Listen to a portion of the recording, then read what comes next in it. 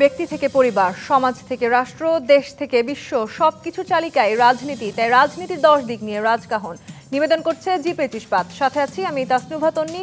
শেখ হাসিনা সরকারের পতনের পর আজ বৃহস্পতিবারই প্রথম এক ছাতার নিচে সব নেতাকে নিয়ে বর্ধিত সভা করেছে বিএনপি।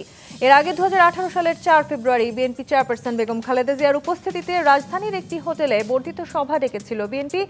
7 বছর পর এই সভায় সাবেক প্রধানমন্ত্রী খালেদা জিয়া উপস্থিত হতে না পারলেও যুক্তরাজ্য থেকে ভার্চুয়ালি যুক্ত হয়ে রাষ্ট্র মেরামতের ন্যূনতম সংস্কার করে দ্রুত নির্বাচনের আহ্বান জানিয়েছেন। এছাড়া ফ্যাসিস্টদের দোসর ও বাংলাদেশের শত্রুরা এখনও গভীর ষড়যন্ত্রে লিপ্ত রয়েছে বলে মনে করিয়ে দিয়ে বিএনপি নেত্রী খালেদা জিয়া এর থেকে উত্তরণ পেতে প্রতিহিংসা প্রতিশোধ নয়, ইস্পাত কঠিন ঐক্য সৃষ্টির পরামর্শ দিয়েছেন। এছাড়া দলটির ভারপ্রাপ্ত চেয়ারম্যান তারেক রহমান ও বিএনপি মহাসচিব মির্জা ফখরুল ইসলাম আলমগীরও ষড়যন্ত্র তত্ত্ব উত্থাপন করেছেন বর্ধিত সভায়। পাশাপাশি এদিন নেতা কর্মীদের ত্রয়োদশ নির্বাচনের জন্য মানসিক প্রস্তুতি নেওয়ার আহ্বান রেখেছেন তারেক রহমান। তবে কি এই বর্ধিত সভা থেকেই জাতীয় নির্বাচনমুখী যাত্রা শুরু করলো বিএনপি? এর বাইরে আজকের এই সংসদ ভবনের এলডি হল সংলগ্ন মাঠের সভা থেকে কি বার্তা দিল তৃণমূল আর কি সিদ্ধান্ত নিল কেন্দ্র? এই সব কিছু নিয়ে আজকের আলোচনায় রাজখান স্টুডিওতে আছেন জাতীয় পার্টির প্রেসিডিয়াম মেম্বার আতিকুর রহমান আতিক, আছেন বাংলাদেশ কমিউনিস্ট পার্টির সাধারণ সম্পাদক রুহিন হোসেন প্রিন্স, এবং আর কিছুক্ষণের মধ্যে আমাদের সাথে যুক্ত হবেন বিএনপির মানবাধিকার কমিটি এবং মিডিয়া সেল সদস্য ফারজানা শারমিন পুতুল। স্বাগত জানাচ্ছি রাজকাহনে। রুহিন হোসেন প্রিন্স, আপনাকে দিয়ে আমি শুরু করতে চাই। বিএনপির আজকে যে বর্ধিত সভা, সেই সভায় আসলে আমরা অনেকগুলো বার্তা খোঁজার চেষ্টা করেছি। বিএনপি নেত্রী বেগম খালেদা জিয়া তিনি বলেছেন আসলে যে এই ধরনের ষড়যন্ত্র এখনো দেশের পেছনে আছে বা যারা এখনো গভীর ষড়যন্ত্রে লিপ্ত রয়েছেন, সেখান থেকে উত্তরণ পেতে আমাদের প্রতিহিংসা প্রতিশোধ থেকে বেরিয়ে আসতে হবে এবং ইস্পাত কঠিন ঐক্য সৃষ্টির তিনি পরামর্শ দিয়েছেন। কি মনে করছেন, সেই ইস্পাত কঠিন ঐক্যের জায়গাটিতে কি বাংলাদেশ এই মুহূর্তে দাঁড়িয়ে আছে? ধন্যবাদ আপনাকে। যারা শুনছেন তাদেরকে শুভেচ্ছা জানাচ্ছে। দেখুন, প্রথম কথা হলো যে একটা দল বাংলাদেশের এবং সদস্য সংখ্যা এবং ভোটের বিবেচনায় তো বড় দলই বটে, তো তাদের একটা বর্ধিত সভা, সেখানে তাদের নেতা নেত্রীরা তাদের বক্তব্যটা তুলে ধরবেন, এটা স্বাভাবিক। এবং আপনার মাধ্যমে আমি টেলিভিশনে যে 2টা বক্তব্য শুনলাম, এই বক্তব্যটা তো আগেও বলছেন। এক্ষেত্রে বেগম খালেদা জিয়ার ইস্পাত কঠিন দৃঢ় কথা বললেন। আমি যদি বুঝে থাকি, সেটা হয়তো যে আমরা যে গণঅভ্যুত্থানের পর যে একটা গণতন্ত্রের যাত্রা শুরু করেছি, ওইটা অব্যাহত রাখার জন্যে যদি উনি বলে থাকেন, তাহলে তো এটা অবশ্যই পজিটিভ দিক, সেটা একটা অবশ্যই বিবেচনার বিষয়। তো আমি যে পয়েন্টে আলোচনা তুলতে চাই, তার আগে একটু বলে রাখা দরকার, অ্যাকচুয়ালি এই সভায় কি হচ্ছে না হচ্ছে এটা বিএনপির কেউ থাকলে বলতে পারতেন, বা আগামীকাল হয়তো আমার পত্রিকার মাধ্যমে জানতে পারবো। সুতরাং ওইটা নিয়ে মনে হয় আমার খুব একটা মন্তব্য করার যথাসময় এখন আসে নাই, বা হয়তো বা প্রয়োজনও না। কিন্তু আমি যে আলোচনাটা বা ইন্টারেস্টেড যদি বলেন একজন রাজনৈতিক কর্মী হিসাবে, যেহেতু বললেন তৃণমূল বলতে নানা ধরনের বোঝায়, এক এক দল এক একটা বোঝায়। তো যতটুকু আমি সাধারণভাবে ধারণা করেছি, সম্ভবত উপজেলা পর্যায়ের নেতৃবৃন্দ সহই তারা এটা করছে। বরঞ্চ আমাদের জন্য এটা একটা বোঝার দরকার যে সেই তৃণমূলের কর্মীরা কি কথা বলছেন, সেটাই হচ্ছে একটা বড় হিসাবের বিষয়। হিসাবটা আমি এই কারণে বলছি যে ধরুন ঢাকায় আমরা যারা কেন্দ্রে রাজনীতি করি বা দায়িত্ব পালন করি, আমাদের যে কোনো একটা গণতান্ত্রিক দলের একটা প্রধান কাজ হওয়া উচিত যে আমরা যে কথাগুলো বলছি আমাদের রাজনীতি এবং অন্যান্য বিষয়ে তৃণমূল সেটাকে গ্রহণ করছে কিনা, এটি একটা দিক। আরেকটা হচ্ছে নিচেই যারা কাজকর্ম করেন তারা আমাদেরকে কি বার্তা দেন যে এই কথাগুলো বলা উচিত, সেটাই বোধহয় একটা প্রধান হওয়া উচিত। আমি এর সাথে পুরোপুরি আমি মেলাইতে চাই না, কিন্তু বোঝার জন্য বলি। ধরুন রিসেন্টলি আমাদের একটা জাতীয় পরিষদ, আমাদের জাতীয় পরিষদটা হচ্ছে যে সমস্ত জেলা কমিটির প্রেসিডেন্ট সেক্রেটারি বাইরেও অনেকে থাকেন, কেন্দ্রীয় কমিটির সবাই সহ, এটা প্রায় 250 জনের। তা আমরা তার সভা করলাম। আমি 2-3টা শব্দ বলছি যে আমি জানি না যে সেইটার সাথে আমি একটু মেলানোর জন্য বলছিলাম, হয়তো কালকের পত্রিকা দেখলে বলবো যে একটা আমরা দেখতে পেলাম যে গণঅভ্যুত্থানটা সংগঠিত করলাম, এই সময়ে প্রথমে মানুষের মধ্যে যে আশাবাদ জাগ্রত হয়েছিল, সেটা কিন্তু ফিনকি হতে শুরু করেছে। সেটা কিন্তু আজকে আমরা এই বর্ধিত সভার আলোচনাতেও দেখেছি। আতিকুর রহমান আতিক, একটু আপনার কাছে আমি আসতে চাই, যে ফিকে হওয়ার কথা বলছিলেন রুহিন হোসেন প্রিন্স, সেই জায়গাটিতে আপনারা কি মনে করছেন, আসলেই ফিকে হচ্ছে কিনা? এবং আজকে অভিযোগ করেছেন বিএনপির ভারপ্রাপ্ত চেয়ারম্যান, তিনি বলেছেন সংস্কারের কথা বলে নির্বাচন নিয়ে এক ধরনের ধূম্রজাল সৃষ্টি করা হয়েছে। আসলে কি ধূম্রজাল সৃষ্টি করা হয়েছে? আবার ইসি কিন্তু বলেছেন তারা আসলে ডিসেম্বরের নির্বাচনকে প্রধান অনেক বেশি তারা প্রয়োজনীয়তা দেখছেন ডিসেম্বরের নির্বাচন সংগঠিত করবার। বিসমিল্লাহির রহমানির রহিম। আপনাকে ধন্যবাদ এবং অবনীত দর্শক শ্রোতা রাজকাহনের সবাইকে, আমার সহ আলোচক, আসসালামু আলাইকুম। দেখেন, বর্তমান সরকারের যে চিন্তাধারা এবং তারা যে এক এক সময় এক একটি কথা বলছেন, এই জন্য জনগণ কিন্তু পূর্ণাঙ্গ একটা আস্থা রাখতে পারছে না, বিশেষ করে রাজনৈতিক দলরা। আপনার রাজনৈতিক দলগুলোর মধ্যে একটা সন্দিহান সৃষ্টি হয়েছে, ধূম্রজাল সৃষ্টি হয়েছে, কথাটা সত্য। তার কারণ এখনও এই সরকারের পক্ষ থেকে 6 মাস পেরিয়ে গেল কোনো ধরনের রোড ম্যাপ বা পরিষ্কারভাবে কোনো কিছু বলা হচ্ছে না। কখনো বলা হচ্ছে যে এই ডিসেম্বরে 2025, আবার বলা হচ্ছে 2026-এর জুনে। এটা ইফ অ্যান্ড বাট, যদি এটা হয় তাহলে এটা হবে। কিন্তু একটি দল যে অন্তর্বর্তীকালীন সরকার, যার উপরে মানুষের এত আস্থা, এত বিশ্বাস, এত আশাকাঙ্ক্ষা নিয়ে ওনাদেরকে এই যে বর্তমানে যে ইন্টারিম গভর্নমেন্ট আসছে, তার উপরে অনেক আস্থা ছিল। যথার্থভাবে আজকে যে বিএনপির বর্ধিত সভা হয়েছে, ওনারা যেটা বলেছেন, বিএনপি একটি বড় দল, একটা বড় দলের নেত্রী বেগম খালেদা জিয়া এবং ভারপ্রাপ্ত যে বিএনপির চেয়ারম্যান তারেক রহমান সাহেব, দুজনেরই কথার মূল কথা হচ্ছে যে দেশে একটি ষড়যন্ত্র হতে পারে এবং সেই ষড়যন্ত্রতে সবাইকে সজাগ থাকতে হবে। আপনারাও কি সেই ষড়যন্ত্রের আভাস পাচ্ছেন? আমরা এটা মনে করি যে দেশে একটি বিরাজনীতিকরণের প্রক্রিয়া চলছে, যে বৈষম্যের কারণে আজকে এই বিগত সরকারকে, ফ্যাসিস্ট সরকারকে আমরা ত্যাগ করে আমাদের নতুন আশা আকাঙ্ক্ষা যে একটি সরকার আমরা বেছে নিলাম যে আন্দোলনের মাধ্যমে। কিন্তু এখন কি সেই বৈষম্য লেভেল প্লেয়িং ফিল্ড কি তৈরি হয়েছে? মানুষের মনে, রাজনৈতিক দলের মনে শঙ্কা যে আগামী নির্বাচন হলে সেই নির্বাচনেও কি মানুষ লেভেল প্লেয়িং ফিল্ড থাকবে, যার ভোট সে দিতে পারবে? তার কারণটা মূলত যে 3 জন যে ছাত্র আন্দোলনের নেতা ছিলেন, বৈষম্য বিরোধী আন্দোলন, তাদের মধ্যে আমাদের মন্ত্রী উপদেষ্টা পরিষদ 3 জন ছিলেন। একজন নাহিদ ইসলাম পদত্যাগ করে একটি দল করেছেন, আর এখনও কিন্তু 2 জন রয়ে গেছেন, যারা 2টি অত্যন্ত গুরুত্বপূর্ণ মন্ত্রণালয়, একটি এলজিইডি মন্ত্রণালয়, একটি তথ্য মন্ত্রণালয়, এবং সেখানে তাদের প্রভাব থাকতে পারে এবং সেই ক্ষেত্রে এই সরকারের নিরপেক্ষতা নিয়ে একটা প্রশ্ন করতে পারে। দ্বিতীয়ত হচ্ছে যে বিএনপি যে একটি দল, দীর্ঘ 15-16 বছর তারা ঘাত প্রতিঘাত কষ্ট হয়েছে, দলটাকে ভাঙার জন্য বিগত আওয়ামী লীগ সরকার বহু চেষ্টা করেছে, কিন্তু দলটি তারা ঐক্যবদ্ধভাবে ছিল। এখনও তারা বলছে যে না, আমরা ঐক্যবদ্ধভাবে থাকবো এবং প্রতিহিংসা এবং প্রতিশোধের রাজনীতির বর্জন করে তারা নির্বাচন চায়। তাদেরও যে দাবি ডিসেম্বরের মধ্যে নির্বাচন, আমাদের জাতীয় পার্টির পক্ষ থেকেও যে দাবি যে নির্বাচন ডিসেম্বরের কারণ হচ্ছে নির্বাচনে যাতে কালক্ষেপণ না হয়। আসবো কারণের জায়গাটাতে আমি বলে নেই। জি, তারপরে দেখেন, মানুষ কিন্তু পরিবর্তন চায়, আর পরিবর্তনের জন্য সরকার চেঞ্জ করেছে, কিন্তু স্থানীয় নির্বাচন আসার তো এখন প্রশ্নই ওঠে না। কারণ আপনি 460 বা 480টা উপজেলা আছে বাংলাদেশে, তার মধ্যে কতটা উপজেলার আমার মেয়াদ এখনো রয়ে গেছে অনেক। জি, আসবো আপনার কাছে, কারণগুলো শুনবো। দরকার এখন। আমাদের সাথে ফারজানা শারমিন পুতুল যুক্ত হয়েছেন। পুতুল, আপনাকে স্বাগত জানাচ্ছি রাজকাহনে। বিএনপির আজকের এই বর্ধিত সভা থেকে আমরা অনেকগুলো বার্তা হয়তো পেয়েছি তৃণমূল পর্যায়ে। কি ধরনের বার্তা আসলে বিএনপির হাইকমান্ড দেওয়ার চেষ্টা করেছে, সেই জায়গাগুলো নিয়ে আমরা আলোচনা করছিলাম। বিএনপি ভারপ্রাপ্ত চেয়ারম্যান তারেক রহমান বলেছেন সরকার নিরপেক্ষতা নিয়ে জনমনের সন্দেহ সৃষ্টি হয়েছে। ঠিক কোন কোন প্রেক্ষিতে বিএনপি মনে করছে এই সন্দেহ সৃষ্টি হলো? ধন্যবাদ। আসলে আজকের এই বর্ধিত সভাটি অনেকগুলো বছর পরে, প্রায় দীর্ঘ 7 বছর পরে বিএনপির নেতাকর্মীর সাথে এত বড় একটা জমায়েত আজকে হয়েছে এবং খুব স্বাভাবিকভাবেই এই বর্ধিত সভা নিয়ে সকলেরই আশার জায়গাটা অনেক বেশি।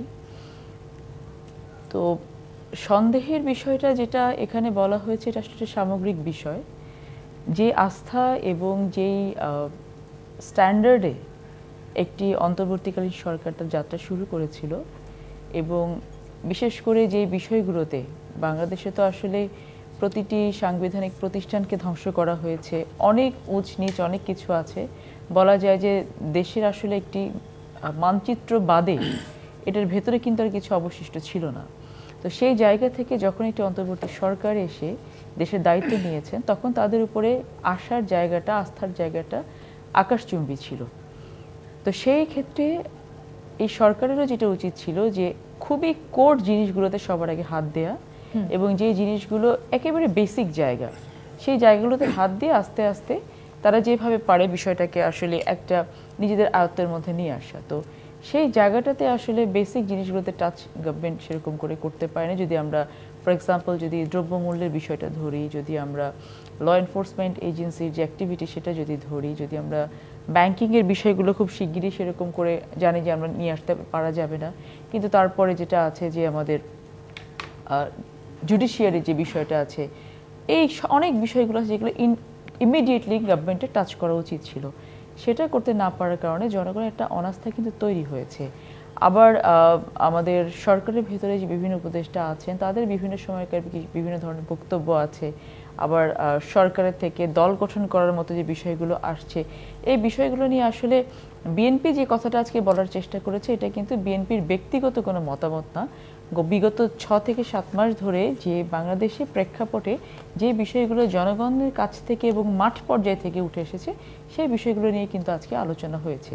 সো সন্দেহের জায়গাটা আসলে বিএনপির পক্ষ থেকে না, অনাস্থাটা যেন তৈরি না হয় এটা কিন্তু বিএনপি বরাবরই বলে এসেছে, এবং সেজন্য এই অন্তর্বর্তী সরকারকে কোঅপারেট করার জন্য সার্বক্ষণিকভাবে আমরা চেষ্টা করে যাচ্ছি। কারণ অনাস্থা আসলে কিন্তু আসলে আলটিমেটলি আমাদের সবার ক্ষতি হয়ে যাবে, সেই জায়গাটাতে সতর্ক করার চেষ্টা করা হয়েছে বলে আমি মনে করছি।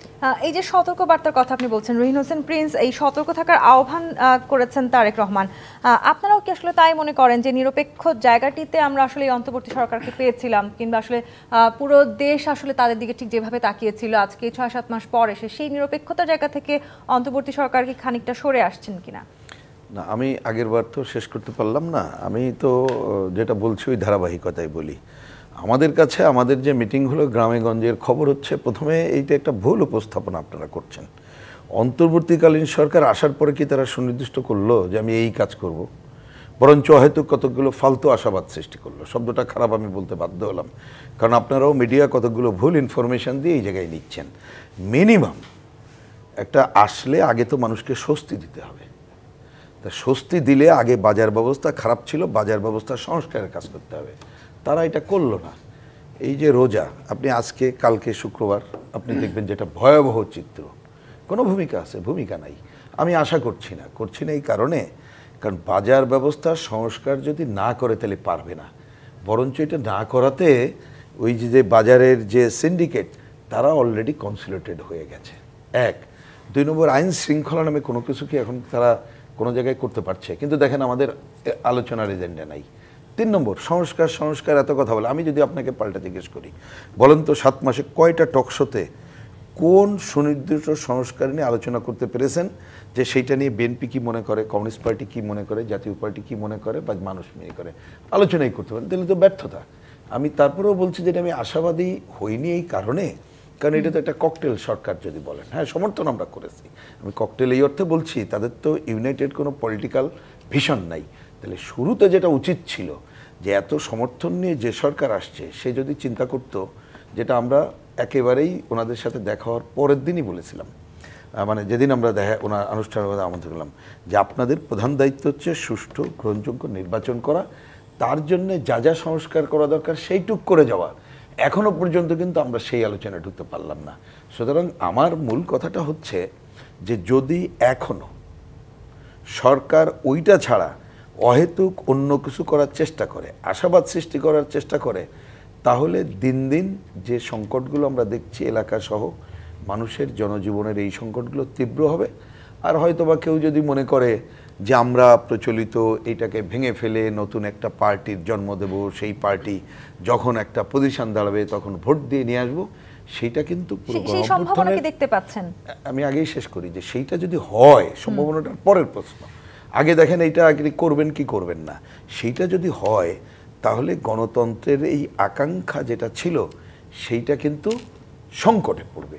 এবার যদি বলেন দেখছি কি দেখছি না, উত্তর আমি জনগণের কাছে যদি জিজ্ঞেস করি, আপনি যেহেতু এই 7 মাসে উল্লেখযোগ্য সুনির্দিষ্ট সংস্কারের কাজ আমরা করতে পারলাম না, তাহলে আর দেরি না করে যদি একটা মানুষের ভোটাধিকার নিশ্চিত করার জায়গায় সরকার না যায়, তাহলে অনেকগুলো সংকট দেখবেন আপনি। সংকটের কি আপনি বলেন, দেখেন এই যে নৈরাজ্য, অনেক ঘটনা ঘটলো না। আপনি গণঅভ্যুত্থানের পরে আপনি নানাভাবে বলতে পারেন, কিন্তু তারপরে বিভিন্ন জায়গায় যে ভাঙচুর থেকে শুরু করে যে ধরনের ঘটনা ঘটলো, সেইখানে আমাদের প্রধান উপদেষ্টা পর্যন্ত তার ভেরিফাইড ফেসবুক থেকে তিনি কথা বললেন। কথা বলার পরে কি কোনো কার্যকরী ভূমিকা আপনি দেখতে পেলেন? দেখতে তো আমরা পেলাম না। তাহলে এখনও যদি উনি খালি একটা আকাঙ্ক্ষা থেকেই, মানে ভালো আকাঙ্ক্ষা তো সবারই আছে, আপনি রাস্তায় যান যে কোনো মানুষের আকাঙ্ক্ষা তো অনেক বেশি, কিন্তু বাস্তবতা তো অন্য জিনিস। এই কাজটি না করে যদি অন্য কোনো কাজে মদত দেওয়ার চেষ্টা করেন, তাহলে কিন্তু আমি দেখি নতুন নতুন সংকট তৈরি হবে। তাতে করে আপনার এইখানে অজস্রবার বলেছি আমরা, নানা ধরনের অপশক্তি কিন্তু আছে, থাকাটাই স্বাভাবিক। তারা সুযোগ নেবে, যেটা আমাদের আকাঙ্ক্ষা না। জি, অর্থাৎ এই সরকারের অন্য কোনো আকাঙ্ক্ষা আছে কিনা সেটা নিয়ে একটি প্রশ্ন। না, এটাতে আমি বলতে চাই, দেখেন মানুষের তো আকাঙ্ক্ষার কারণেই এই সরকার আসার জন্য অনেক আশাবাদী ছিল, যে আশা আর প্রত্যাশা সেটা পূরণ হয় নাই। কিন্তু এই বারবার বলা হয় যে সংস্কার সংস্কার সংস্কারের পরে, সংস্কার মানে কি? আমি যখন গ্রামে যাই, গ্রামের মানুষ বা সাধারণ ৬৮,০০০ গ্রাম বাংলার মানুষ, ভাই যান, সবাই যান, খবর রাখেন, গ্রামের মানুষ বলে কি ভাই সংস্কার কি? ভাই সংস্কার মানে কি আমার চাউলের দাম কমবে, ডাইলের দাম কমবে, আমার তেলের দাম কমবে, আমার কি শান্তিতে ঘুমাইতে পারবো, আমার দেশে কি অরাজকতা হবে না, ডাকাতি চুরি হবে না, এর মানে কি সংস্কার? তো সংস্কার মানে কি? মানুষের সাধারণ যে গরিব দুঃখী সাধারণ গ্রামের মানুষ, অর্থাৎ খুব স্বাভাবিকভাবে জনগণের খুব কাছাকাছি যাওয়ার যে জনগণের কাছে। এটা কিন্তু আরেকটা কথা বলি, বিরতির সময় হয়েছে। ফারজানা শামীম, আপনার কাছে একটা প্রশ্ন রেখে আমি বিরতিতে যেতে চাই। এই যে নির্বাচনে লেভেল প্লেইং ফিল্ড তৈরি করাটা খুব জরুরি, সেটি আমরা সবাই দাবি করছি, সব রাজনৈতিক দল দাবি করছে। সেখানে ছাত্রদের আগামীকালকে যে রাজনৈতিক দল আসতে যাচ্ছে, তাদেরকে অনেকেই সরকারি দলের সমর্থন পাওয়া রাজনৈতিক দলের তকমা দেওয়ার চেষ্টা করছেন। সেক্ষেত্রে আসলে লেভেল প্লেইং ফিল্ড আমরা কতখানি নিশ্চিত করতে পারবো? আমি উত্তর নিব। জি25 প্রাথমিক রাজকাহন থেকে বিরতি নিয়ে ফিরছি, সাথেই থাকুন। জি25 প্রাথমিক রাজকাহন দেখছেন। ফারজানা শারমিন পুতুল, প্রশ্ন রেখে বিরতিতে গিয়েছিলাম, নির্বাচনে যে লেভেল প্লেইং ফিল্ড আমরা আশা করছি, সেখানে যে এই ছাত্রদের রাজনৈতিক দল আগামীকাল আসতে যাচ্ছে, তাদেরকে এক ধরনের তকমা দেওয়া শুরু হয়েছে ইতিমধ্যে। অনেক রাজনৈতিক দল সেই তকমা দেওয়ার চেষ্টা করছেন যে সরকারি সমর্থন আছে তাদের সাথে। এরপরেও কি মনে করছেন লেভেল প্লেইং ফিল্ড সম্ভব? বিষয়টা কি, আপনি 100% কোঅপারেশন কোনোখান থেকেই পাবেন না, এবং এই মুহূর্তে 100% লেভেল প্লেইং ফিল্ড যে থাকবে এই আশাটা করা আমাদের জন্য কিন্তু ঠিক হবে না। এই কারণে ঠিক হবে না যে আমি শুরুতেই বলেছি যে যেই ইনস্টিটিউশনগুলোকে ভেঙে ফেলা হয়েছে তার ভিতরে নির্বাচন কমিশন একটা, প্রশাসন আছে। সো একটি নির্বাচন শুধুমাত্র কিন্তু একটি দলের জন্য না, এটি নির্বাচন দেশের জন্য যখন হয়, এটা একটি বিশাল যজ্ঞ। এই যজ্ঞতে রাষ্ট্রের বহু পার্টকে কিন্তু পার্টিসিপেট করতে হয়। সো সেই জায়গা থেকে অবশ্যই এটা একটি অনেক বড় প্রশ্ন তৈরি করছে দেশের রাজনীতিতে, যে একটি দল গঠিত হচ্ছে, যেই দলের নীতি নির্ধারকরা সরকারের থেকে বেরিয়ে গিয়ে পদত্যাগ করে করছে, আবার তাদেরই কিছু অংশ সরকারেই থেকে যাচ্ছে, তারা সম্মিলিতভাবে, এটা তো অবশ্যই প্রশ্ন থাকবে। তবে আমি যেটা মনে করি যে গত 3টা টার্মে যেভাবে ম্যানিপুলেশন করা সম্ভব হয়েছে, এটা আর ভবিষ্যতে করা কোনোভাবেই হবে না। এবং আমাদের এখন বুঝতে হবে বর্তমান প্রেক্ষাপটটা কি। এই প্রেক্ষাপটে আমি 100% কোনো কিছুই ভ্যালিডিটি নিয়ে আসতে পারবো না। তবে হ্যাঁ, 100% না হলেও 95% গ্রহণযোগ্যতা নিয়েও যদি আমরা একটি নির্বাচন করতে পারি, সেটা এখন বর্তমান বাংলাদেশের রাজনৈতিক চাহিদা বলবো, এবং এটা প্রয়োজন। সবথেকে বড় হচ্ছে এটা প্রয়োজন। এর বাইরে অন্য কিছু করে আসলে কিন্তু বাংলাদেশকে এখন তুলে নিয়ে আসা সম্ভব হবে না। অন্য যে কোনো প্ল্যানিংই আমরা করি না কেন, যদি একটি নির্বাচন হয়, কারণ আলটিমেটলি কিন্তু দেখা যাচ্ছে যে এই গভর্নমেন্ট কিন্তু হ্যান্ডেল করতে অনেকটাই কিন্তু একটা নাকানে চুবানি খাবার মতো অবস্থায় হচ্ছে, কোনো দিকে কিন্তু তারা হাত দিয়ে সামাল দিয়ে উঠতে পারছে না। সো এটা কিন্তু হওয়াই স্বাভাবিক, বিকজ যেটা প্রিন্স ভাই বলছিলেন কিছুক্ষণ আগে, it's a cocktail government. Like এটা ওনাদেরকে এখানে নিয়ে এসে বসানো হয়েছে, ওনারা এসেছেন, আমরা তাদের প্রতি কৃতজ্ঞ, কারণ ওই ক্রান্তি লগ্নে যদি এটা না হতো তাহলে বাংলাদেশে একটা অরাজকতা যে সৃষ্টি হতো সেটা আসলে ট্যাকল দেওয়ার মতো কেউ বাংলাদেশে অভিভাবক ছিলেন না। কিন্তু তাদের যে এই গুটিকত জিনিসগুলো হাত দিয়ে যদি ওনারা শুরু থেকেই শুধুমাত্র এই পুলিশ বাহিনী এবং জনগণের ভেতরে যে দ্বন্দ্বটা, মনস্তাত্ত্বিক যে দ্বন্দ্বটা শুরু হয়েছিল যে আমার সন্তানের বুকে পুলিশ গুলি করেছে, এই জায়গা থেকে পুলিশকে সরিয়ে আনার জন্য ওরা কয়টা ইনিশিয়েটিভ নিয়েছেন? কোনো কিছু না। এই দ্রব্যমূল্যের ঊর্ধ্বগতি কমানোর জন্য কয়টা ইনিশিয়েটিভ ওনারা নিয়েছেন? প্রিন্স ভাই বলছিলেন যে সংস্কার করছে, এই সংস্কারগুলোকে নিয়ে জনগণের ভেতর থেকে বা পার্টিগুলোর সাথে কোন ধরনের একটা সময় যৌক্তিক সময় দিতে চেয়েছিল সংস্কারের জন্য। সংস্কারটা যৌক্তিক সময়, আপু যৌক্তিক সময়টা আসলে এটা যৌক্তিক সময়, এটা আপনি কিন্তু সময় দিয়ে বেঁধে দিতে পারবেন না। সো এখন আপনি সংস্কার তো কোনো একটা গভর্নমেন্টের পক্ষে করে যাওয়া সম্ভব না, যে কোনো government it's ongoing process. So আপনাকে এটা কন্টিনিউশনের ভিতরে থাকতে হবে, স্টার্টিংটা তো হতে পারে। এই স্টার্টিং এর জায়গায় আমি আসবো কি, তবে রুহিন হোসেন প্রিন্স একটু আপনার কাছে আসতে চাই। স্থানীয় নির্বাচন আগে হলে তা হবে গণহত্যাকারী, টাকা পাচারকারী, দুর্নীতিবাজ, মাফিয়া চক্রকে পুনর্বাসনের প্রক্রিয়ায় ফাঁদে বিএনপি পা দেবে না। তার মানে কি আসলে তারা এখন নানানভাবে ফাঁদ পাতার চেষ্টা করছেন এবং সেই ফাঁদে আসলে অন্যান্য বড় রাজনৈতিক দলগুলোর পা দেওয়ার কোনো সম্ভাবনা আছে কিনা? না, একটা আমি ওইটা বিএনপির যিনি বলেছেন ওনার যুক্তিতে বলেছেন। আমাদের যুক্তিটা যদি শোনেন, আমরা নির্বাচন কমিশনকে যে বলে আসছি, সরকারকে বলেছি যে এখনকার পরিবেশ স্থানীয় সরকারের নির্বাচন করার জন্য মোটেই উপযুক্ত না। কারণ উপযুক্ত না আমি অন্য অর্থে বলি, ওনাদের কথা দিয়ে বলি, ওনারা এত সংস্কারের কথা বলেন না। আমাকে যদি বলেন স্থানীয় সরকারের বিষয় তো জরুরি অনেকগুলো সংস্কার আছে, তো কই তখন ওনারা কথা বলেন না কেন? এটা একটা বিশেষ উদ্দেশ্যে করতে চান এবং সেটা বাংলাদেশের জন্য ভালো হবে না। হ্যাঁ, তার একটা পার্ট আছে, এটা কারেক্ট, যে ওইটা করতে গেলে অনেকে নানা ধরনের এমন ঘটনাগুলো ঘটাইতে চাইবে যেটা দেখবেন ওইটা নিয়ে একটা নানা ধরনের সংকট তৈরি হচ্ছে, এবং এই সরকারের কাছে এটা প্রধান কাজ না। প্রধান কাজ হচ্ছে জাতীয় নির্বাচন করা। এইটাই হচ্ছে আমাকে যদি বলেন প্রথম কথা। আরেকটা মন্তব্য করি, আলোচনায় আসছে বলেই খালি একটা ছোট মন্তব্য। এই যে সংস্কারের কথা বলছেন, আবার আমি রেফার করছি, কারণ এই কথাগুলো মানে আমরা পরিষ্কার করে দেশবাসীকে জানাতে চাই। প্রথমে বৈঠকের সময় আমরা বলেছিলাম, ওনারা যে কমিটিগুলো করলেন না, আমরা কিন্তু বলেছিলাম কি জানেন, যে এই কমিটি যখন আপনারা করছেন, এই কমিশন যে 3 মাস সময় দিচ্ছেন, এই 3 মাসে আপনারা সময় দেন যে রাজনৈতিক দলগুলোর সাথে ডায়ালগ করবে, করে আপনারা যখন প্রস্তাব উত্থাপন করবেন তখন বলেন যে কথার কথা যে আমরা 260টা প্রস্তাব উত্থাপন করলাম কোনো একটা কমিশন, তারপরে বলেন যে এর মধ্যে এই 25টায় সব দল ঐক্যমত্য আছে, এই 30টায় এত % ঐক্যমত্য নাই, ডট। তাহলে কিন্তু দেখেন এখন কিন্তু আমরা একটা পিকচার পেয়ে যেতাম, ক্লিয়ারলি পেতাম যে কি করতে হবে। কিন্তু আমরা প্রথমে বলেছি আপনাকে প্রধান সংস্কার করতে হবে নির্বাচন ব্যবস্থা। উইদাউট নির্বাচন ব্যবস্থা সংস্কারে কিন্তু নির্বাচন চাই না, কিন্তু 7 মাসে আপনি খুঁজেও পাচ্ছেন না। বরঞ্চ ওই যে কথাটা স্থানীয় সরকার জাতীয় সরকার, এটা এনে আমি দেখছি যে আমাদের নতুন যে বিতর্ক সৃষ্টি, সময় ক্ষেপণ করা হচ্ছে, যার জন্য আজকেও দেখবেন, আমি দেখলাম আপনারই তো খবরে বোধহয় একজন নির্বাচন কমিশনার তিনি বললেন যে আমরা প্রস্তুতি আছি, আমরা দেখা করতে গিয়েছিলাম, তারপরে আমরা বারবার বলছি, ওনারা বলেছেন যে দেখেন আমরা অপেক্ষা করছি সরকার আমাদেরকে যেভাবে বলবে তাই, এবং সরকার বললে এই বছরের মধ্যে নির্বাচন করা কোনো অসুবিধা না। আমার ব্যক্তিগতভাবে অতীত দিনের অভিজ্ঞতা এবং এখন যা দেখি, ডিসেম্বর লাগবে কেন, আপনি পারলে তার আগেই কিন্তু জাতীয় সংসদ নির্বাচন করা খুবই সম্ভব। কিন্তু আমরা জাতীয় সংসদ নির্বাচন শুধুমাত্র কাউকে ক্ষমতায় বসানো বা ওইটাকে আমরা কিন্তু মনে করছি না, বা ক্ষমতায় কেউ গেলেই কালকেই সব সমস্যার সমাধান হয়ে যাবে আমরা কিন্তু তা মনে করছি না। কিন্তু আমরা মনে করছি এখন যা সংকট চলছে তাতে অন্ততপক্ষে আমরা একটা গণতন্ত্রের পথে যাত্রা শুরু করলে তাহলে কিন্তু মানুষের কাছে স্বচ্ছতা জবাবদিহিতার ধারাটা তৈরি হবে, সংস্কার সেটি দিয়ে শুরু করা প্রয়োজন। সেই ধারাটা শুরু করাটাই জরুরি বলে আমরা রাজনৈতিক দলগুলো সেটাই মনে করছে, আসলে যত দ্রুত সম্ভব নির্বাচন কেন্দ্রিক সংস্কার করে নির্বাচনে যাওয়া, কিন্তু সেটি একটি অভিযোগ স্বরূপ আমরা শুনতে পাচ্ছি। তার মানে কি রাজনৈতিক দলগুলো আর অন্য কোনো সংস্কার চায় না? না, অবশ্যই আমরা সংস্কার চাই, কিন্তু সংস্কার মানে এই না যে আপনারা কাল ক্ষেপণ করবেন সংস্কারের নামে।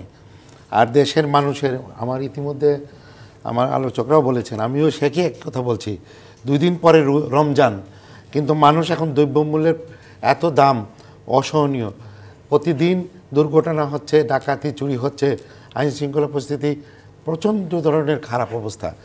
সংস্কার মানে এই না যে বেকার সংখ্যা বাড়তেই থাকবে, দেশের পরিস্থিতি গোলাটে শঙ্কার মধ্যে। আপনি জানেন 2 দিন আগে মাননীয় সেনাপ্রধান তিনি নিজের বক্তব্যে বলেছেন যে আপনারা সতর্ক থাকেন, আপনারা এনাফ, 7 মাস এনাফ ইজ এনাফ, আপনারা ঐক্য হন, সব ঠিক করেন। এইগুলা তো এই ইন্টেরিয়র গভর্নমেন্টের কানে যাওয়া উচিত যে তারা আসছেন, কেন আসছেন, যে একটা পরিবর্তন হয়েছে, নতুন করে একটা জাতীয় নির্বাচন দিবেন, জাতীয় নির্বাচনে যাতে সুষ্ঠু হয়, অবাধ নিরপেক্ষ হয়। 15-16 বছর মানুষ ভোট দিতে পারে নাই, অনেকে ভোট দিতে না পারার কারণে তারা ভোট কেন্দ্রে যেত না। সেইখানে এই যে বৈষম্য বিরোধী আন্দোলনের সাথে সম্পৃক্ত হয়েছে জনগণ নানাবিধ কারণে, এবং সেই কারণটার মূল কারণ হচ্ছে মানুষের fundamental right of the constitutional article 40, যে মানুষের মৌলিক অধিকার প্রয়োগ করার জন্য, তার অন্ন, বস্ত্র, বাসস্থান, তার বলার অধিকার, স্বাধীনতা, ভোটের অধিকার। কিন্তু সেই ক্ষেত্রে যদি মানুষ এই একটা অবাধ নিরপেক্ষ নির্বাচন না পায়, তাহলে তার ভোটাধিকার দিয়ে আপনার কিভাবে একটা গণতান্ত্রিক সরকার সৃষ্টি করবে? আপনারা সংস্কারের কথা বলেন, ভালো কথা, আপনারা একটা সংস্কার করেন না ভালো করে, সেটা হলো যে একটা অবাধ, সুষ্ঠু, নিরপেক্ষ নির্বাচন হবে, কন্ডাক্ট করবেন, সেইখানে জনগণ ভোট দিবে, ভোটের মাধ্যমে যে সরকার হবে তারাই আপনার যে সংস্কারগুলা সেই আপনারা প্রস্তাবনা তৈরি করেন, আপনারা সেগুলো রেডি করেন, সেই সরকার বাস্তবায়ন করবে। কিন্তু তা না করে আপনারা বলেন উপজেলা সিস্টেম, প্রেসিডেন্ট এরশাদ সাহেবের জাতীয় পার্টির 9 বছর আমলে 460টা উপজেলা করেছেন, সেখানে দিয়েছিলেন জনগণের নির্বাচিত উপজেলা চেয়ারম্যান, সে থাকবে উপজেলা প্রধান এবং সে চালাবে। কিন্তু তারা পরবর্তীকালে এখন কি হয়েছে, আমলারা তাদের ইউএনওকে দিয়া উপজেলা চালায়, উপজেলা চেয়ারম্যান মাত্র একটা টোটো জগন্নাথ। তাহলে আপনি উপজেলা সিস্টেম আপনারা ঠিক করেন, এটা সংস্কার করেন, তাহলে এটা করতে গেলে আপনাদের আরও সময়। মানুষ চায় যে একটা নির্বাচিত সরকার দেন, জনগণ ভোট দিবে, জনগণের নির্বাচিত সরকারই পরিবর্তন করে এই যে জনগণ ভোট দেবে। আসলে রাজনৈতিক দলগুলো মূলত তৃণমূল পর্যায়ে পর্যন্ত জনগণের খুব কাছাকাছি গিয়ে থাকেন, এবং একটি রাজনৈতিক দলের তৃণমূল পর্যায়ে যারা আছেন তাদের উপরে অনেক আস্থা থাকে। বিএনপি তৃণমূল পর্যায়ে আমরা দেখেছি নানান রকমের দ্বন্দ্ব, বিভেদ কিংবা চাঁদাবাজির মতো নানা রকম অভিযোগও আমরা আসলে শুনতে পেয়েছি দীর্ঘদিন। আজকের এই বর্ধিত সভায় আসলে কি ধরনের বার্তা পেল বিএনপির এই তৃণমূল পর্যায়ে, সেই প্রশ্নের উত্তর আমি নিব। তবে আরো একটি বিরতির সময় হয়েছে, জি25 প্রাথমিক রাজকাহন থেকে আরো একটি বিরতি নিয়ে ফিরছি, সাথে থাকুন। আমন্ত্রণ আরও একবার জি25 প্রাথমিক রাজকাহনে। ফারজানা শারমিন পুতুল, বিএনপি তৃণমূল পর্যায়ে নানান দ্বন্দ্ব, বিভেদ, এমনকি অনেক ধরনের চাঁদাবাজির মতন অভিযোগ আমরা শুনতে পেয়েছি। আজকের এই বর্ধিত সভা থেকে কি ধরনের বার্তা আসলে বিএনপি তৃণমূল পেয়েছে? যে অভিযোগগুলো এসছে, প্রত্যেকটা অভিযোগের প্রেক্ষিতে ব্যবস্থা গ্রহণ করা হয়েছে দলীয়ভাবে, এবং এটা বিগত কোন দল কখন করেছে এটা আমরা আসলে আমাদের নজিরে নেই, যেটা বিএনপি এখন করেছে। তৃণমূলের আজকে যে বর্ধিত সভাতে এখানে আমাদের প্রথম 1 থেকে 1.5 ঘন্টা শুধু ছিল আমাদের চেয়ারপারসন, ভারপ্রাপ্ত চেয়ারম্যান এবং আমাদের মহাসচিব এবং যুগ্ম মহাসচিবের বক্তব্য, এবং বাকি বেলা 11টা থেকে শুরু করে রাত আমি যখন লাস্ট শুনেছি প্রায় 9:30 বাজে, তখন পর্যন্ত কিন্তু শুধু তৃণমূলের বক্তব্যই শোনা হয়েছে। তৃণমূল থেকে যে মেসেজটা পাওয়া গেছে, এটাকে যদি ইন জেনারেলি আমি বলতে চাই, যে তৃণমূলের কথা হচ্ছে, এটা আমরা সবাই জানি যে বিগত 16-17 বছর ধরে যারা মাঠে থেকে নির্যাতিত হয়েছে এদেরকে প্রায়োরিটি দিতে হবে, যেই দাবির সাথে বিএনপির হাইকমান্ড একেবারেই একমত। দ্বিতীয়টা, যে হাইকমান্ডের কাছ থেকে মেসেজ তৃণমূলে দেয়া হয়েছে যে বাংলাদেশের রাজনীতিতে একটি পরিবর্তন আনার জন্য বিএনপি বদ্ধপরিকর, এবং এই রাজনীতিটা হবে স্বচ্ছ রাজনীতি, যে রাজনীতিটা একটা চেইন স্টাবলিশ করবে, একটা এক্সাম্পল স্টাবলিশ করবে, যেখানে আই হেট পলিটিক্স বলে কোনো জেনারেশন তৈরি হবে না, যারা রাজনীতি করার জন্য নিজে থেকে আগ্রহী হয়ে রাজনীতিতে আসতে চাইবে। কারণ দেশ গড়ার জন্য আপনি যদি স্বচ্ছ রাজনীতির পরিবেশ তৈরি করে না দেন, তাহলে কিন্তু আবার সেই যে পার্লামেন্ট বিগত 3টে টার্মে ছিল, পার্লামেন্টে দাঁড়িয়ে স্তুতিবাক্য গাওয়া, গান গাওয়া, কবিতা পড়া, প্রেস কনফারেন্সগুলোতে শুরু থেকে শেষ পর্যন্ত শুধু আপনার তৈলমর্দন এগুলো থেকে বের হয়ে আসা যাবে না। সো তৃণমূলকে সেই বার্তাটাই দেওয়া হয়েছে যে বাংলাদেশে ভবিষ্যৎ যেই বাংলাদেশ গড়ার জন্য বিএনপি এতগুলো বছর ধরে সংগ্রাম করেছে, কোনোভাবেই বিএনপির হাইকমান্ড সেই এইমটাকে ভিসিয়েট হতে দেবে না। এবং এটা করার জন্য বিএনপির ইমেজকে নষ্ট করার জন্য যারা যে ধরনের ইনিশিয়েটিভ নিক না কেন, কোনো বিতর্কের জন্ম দিক না কেন, দলীয়ভাবে সিদ্ধান্ত ছোট গ্রহণ করে করা আরেকটু আমি হবে। জানতে চাই, আজকের এই বর্ধিত সভা বিএনপির আসলে নির্বাচনী প্রস্তুতিরই একটি বড় অংশ কিনা? অবশ্যই একটা বার্তা তো দেওয়া হবেই যে আমাদের সামনে নির্বাচন আসন্ন, কারণ এটা ছাড়া বাংলাদেশের সংস্কার বলতে যেটা বোঝায় সেটার স্টার্টিংটাই হচ্ছে না, স্টার্টিং পয়েন্টটাই শুধু হচ্ছে সেটার জন্য দলীয়ভাবে প্রত্যেকটা কনস্টিটিউয়েন্সি থেকে বলা হবে যে আপনারা একমত হয়ে এক হয়ে সবাই মিলে জাতীয় নির্বাচন যেটা হবে সেটাকে মোকাবেলা করার জন্য প্রস্তুত হন। জি, রহিন হোসেন প্রিন্স, তারুণ্য নির্ভর রাজনৈতিক দল আসতে যাচ্ছে আগামীকাল, কি মনে করছেন যে অভিজ্ঞতা সম্পন্ন পুরনো রাজনৈতিক দলগুলো কতখানি প্রতিদ্বন্দ্বিতা করতে পারবে তাদের সাথে? আচ্ছা, আমি ওইটার সাথে দুই তিনটা একেবারে ছোট কথা বলে শেষ করি। প্রথম কথা, নিঃসন্দেহে বাংলাদেশে বিশেষ করে যারা এই আন্দোলনের মধ্যে ছিল তাদের একাংশ বলতে তো জানেন, বৈষম্য বিরোধী আন্দোলন, সবাই ছাত্র সংগঠন মিলেছিল, সবাই চলে গেছে, নানা ধরনের। তারা যদি বাংলাদেশ, এটা তো বাংলাদেশ, তার মহান মুক্তিযুদ্ধ সংগঠিত করা হয়েছিল, সেটাকে আফোল্ড করে গণতান্ত্রিক এবং বৈষম্যমুক্ত সমাজের জন্য তারা যেটা বিবেচনা করে, তার থেকে সেই একটা রাজনৈতিক দল হিসেবে আবির্ভূত হয়ে যদি পজিটিভ ভূমিকা পালন করে, সেটা নিশ্চয়ই আমাদের পুরো দেশের জন্য ভালো। আমি সেই প্রত্যাশা তাদের কাছে করব, এটাই। তবে এটা সময় বলে দেবে কোন ধরনের ঘোষণাপত্র গঠনতন্ত্র নিয়েই তারা নামছে, এবং যে আলোচনা যেটা আপনি মাঝে একটু বললেন যে কোনো সরকারের ছত্রছায়া হচ্ছে এই তকমা যদি তাদের না লাগে তাহলে সেটা ভালো হবে। এই প্রসঙ্গে আমি ছোট্ট তিনটা জিনিস বলি, কারণ অনেক সময় আলোচনায় আমি দেখি একটু ভুল বোঝাবুঝি হয় যে আমরা অনেক সময় সংস্কার চাচ্ছি না, হয় না? আমি আপনাকে বলি, যেমন ধরেন আমরা যখন এই বিগত দশক ধরে স্বৈরাচারের সর্বশেষ ক্ষমতাসীন স্বৈরাচারের বিরুদ্ধে যে সংগ্রাম করলাম, তখন আমরা বামপন্থীরা, কমিউনিস্ট বলেছিলাম একটা দুঃশাসনের অবসান ঘটাতে হবে। দুঃশাসকের অবসান ঘটিয়েছি, শাসনের কিন্তু অবসান হয়নি। আমরা বলেছিলাম তার জন্য ব্যবস্থাটা বদল করতে হবে, এবং ব্যবস্থা বদলের জন্য এখন যে সংস্কারের কথা হচ্ছে, আমরা তো কমিউনিস্ট পার্টি মনে করি খালি সংস্কার দিয়ে হবে না, পুরো আমূল পরিবর্তন করতে হবে। যার জন্য আমাদের যে কর্মসূচি সেটাকে আমরা বলি বিপ্লবী গণতান্ত্রিক পরিবর্তনের কর্মসূচি, এবং লক্ষ্য হচ্ছে সমাজতন্ত্র। তার মানে পুরো ব্যবস্থার পরিবর্তন ছাড়া এই জায়গাটা হবে না।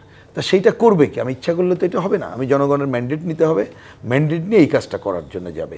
এবং তার জন্য আরেকটা দরকার, সেটা হচ্ছে বাংলাদেশে এই যে রাজনীতি সম্পর্কে যে নেগেটিভ ধারাগুলো গড়ে উঠেছে, যার যার দল তার পলিটিক্স করবে, কিন্তু অন্ততপক্ষে নীতিনিষ্ঠ অবস্থান থাকতে হবে।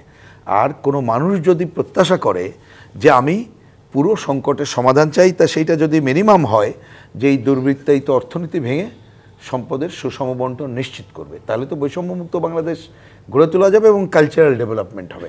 আমরা মনে করি এই কাজটা করতে গেলে বাংলাদেশে নীতিনিষ্ঠ রাজনৈতিক শক্তিকেই সামনের দিকে এগিয়ে আসতে হবে। সেটা একদিনে হবে না, তাদেরকেও করতে হবে এবং জনগণকে এগিয়ে আসতে হবে।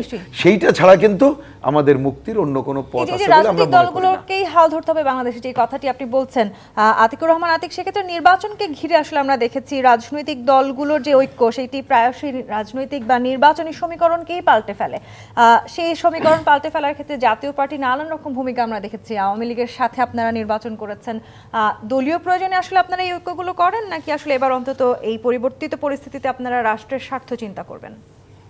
দেখেন, আমরা জাতীয় পার্টি দীর্ঘ 39 বছরের একটা ঐতিহ্যবাহী দল, 9 বছর রাষ্ট্র পরিচালনা করছে।